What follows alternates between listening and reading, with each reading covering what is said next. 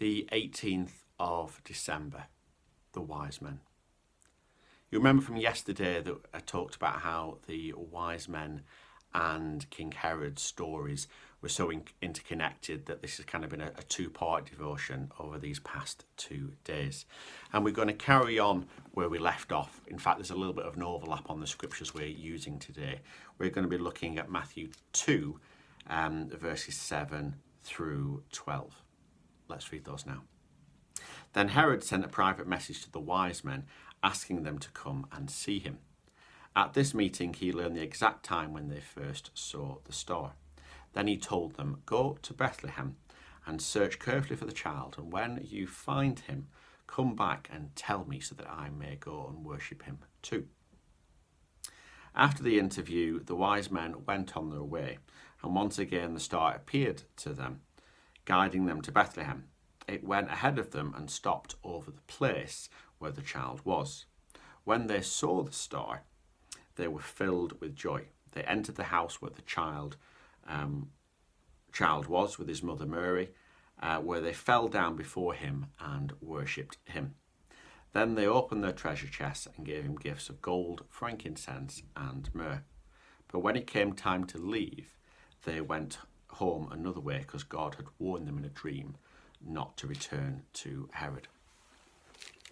So here we have our wise men, also known as magi, kings.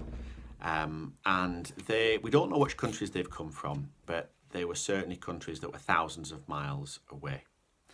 And these men were astrologers, which basically means they studied the planets and the stars and the skies. And we don't know how they have come to know about the prophecies of the Old Testament about the coming Messiah being born in Bethlehem, in Judea, and how they know the significance of the star. And there's lots of theories as to why, how they've come about that and what countries they were from, but we won't go into that now. That gets pretty in-depth. But so what we do know is that they were well-educated men. They would have been wealthy men if they are, these wise men, magi, kings. And so they have travelled for thousands of miles. Now, here's something that might blow your mind a little bit, is, if you've not heard this before, is that there probably wasn't 3 of them. We say that there's 3 because there's 3 gifts, gold, frankincense, and myrrh. But there's no actual, direction to actually say that there was 3 wise men. Again, it's another one of those things that kind of we have in this nicely neat packaged Advent story we see in school plays. So who knows how many there are. But if they've travelled thousands of miles and they are wealthy, then it's likely they had a whole entourage of people, advisors, supporters, servants with them to do the cooking, the cleaning, the setting up camp. So it's fair to say there's probably going to be more than 3 people who arrive. And they arrive in Jerusalem. And when they get to Jerusalem, they ask everybody, where's the new king of the Jews? And nobody knows. Nobody has any knowledge that there was anything about the king of the Jews being born at this time in history. And so they go to King Herod. And Herod, again, doesn't know anything about them. And so basically he goes, they leave the palace and they go on their way, and again then they see the star, and the star leads them into Bethlehem, and it actually takes them to to a house where they find Jesus. But let's look at what they must have felt like. I mean, they have travelled thousands of miles. They have come to see what they regard is going to be the king of the Jews, the saviour of the world.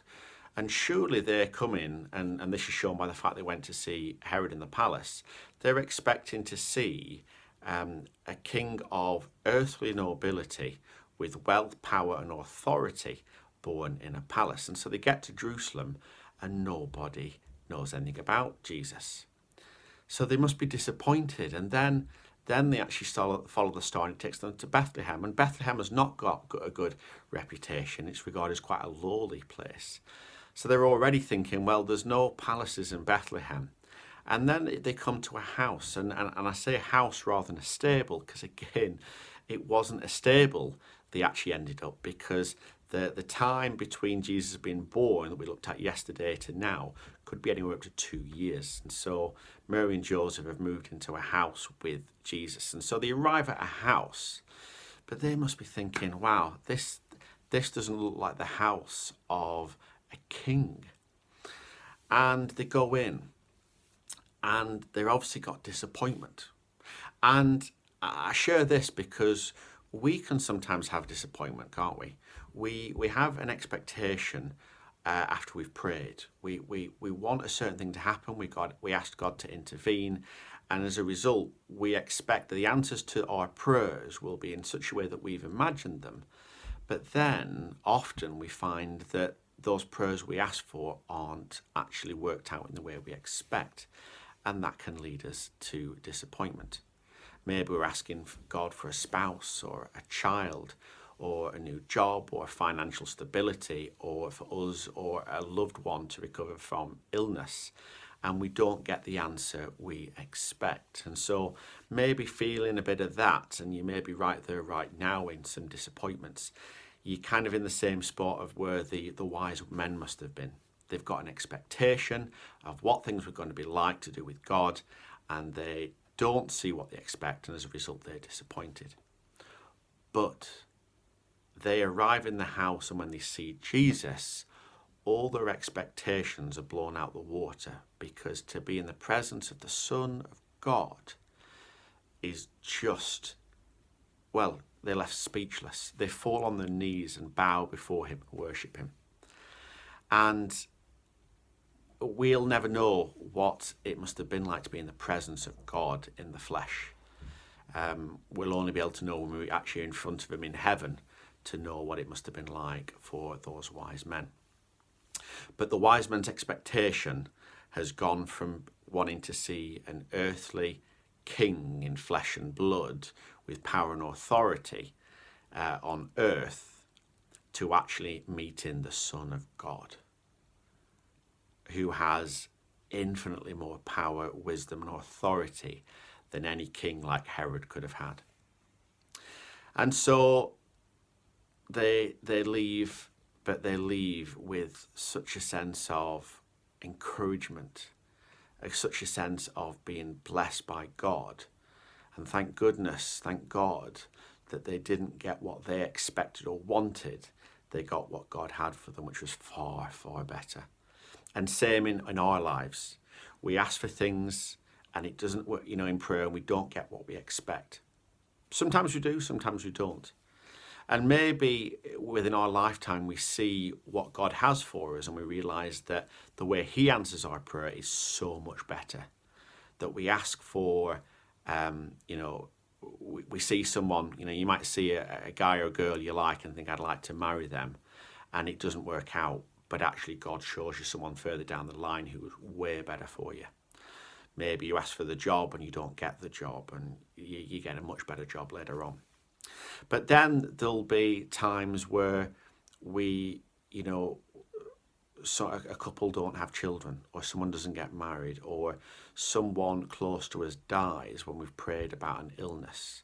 And we never understand that. But we will when we get to heaven, because we'll be able to look back in hindsight to see what God did differently. And I can guarantee you that what God has for us is the best for us.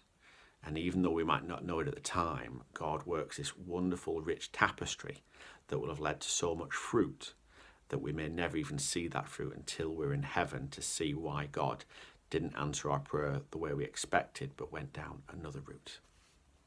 And if you're in those tough times at the moment, can I encourage you, where you're not seeing answers to prayer the way you'd expect, look back, pray over those times where God has moved so powerfully in your life and in unexpected ways, and take encouragement and reassurance in those ways that God is always faithful.